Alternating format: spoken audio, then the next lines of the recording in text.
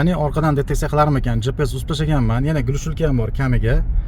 Bu yerda Silverstone'da ham glush tutib qo'yganman. Ya'ni GPSdan o'chirib qo'yganman. GPS qidiryapti. Tezlik ko'rsatmayapti. Ketyapmiz, yuryapmiz, tezlik ko'rsatmayapti. Ko'rasizmi? 60 cheklangan tezlik. Endi qaranglar, hozir mana shu to'xtayman. Taxminan bir 15 metr, 20 metr yetmasa to'xtayman radarga.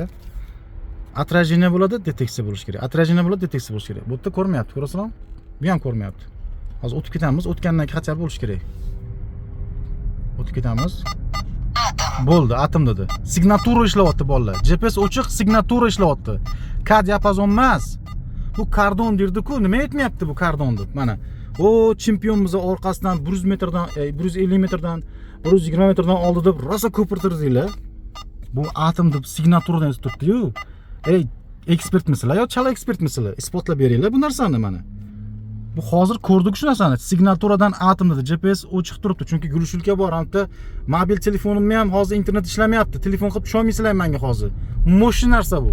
Hatto telefonni ham glush qilib qo'yapti. Internetim ham ishlamay qo'yapti. Tushunyapsizlarmi? Mana sizlarga yaqqol dalil isboti, undan ortiq isbot bo'lmaydi. Olmaydi atomni orqasidan bu. Faqat GPS orqali olyapti bu. Oldidan ham olmayapti-yu, nafaqat orqasi. GPSdan yordam berib ko'maklashyapti. Qara, anta atom turibdi deb qulog'iga shipshib qo'yapti-da, aytib qo'yapti qulog'iga. Keyin bu, atom deb gapirib, anaqa kardon deb gapiryapti. Kardon turibdi deydi, kardon deb gapiryapti. Xulosa o'zingizdan bolalar. F1 bu nomer 1, adashmanglar bolalar.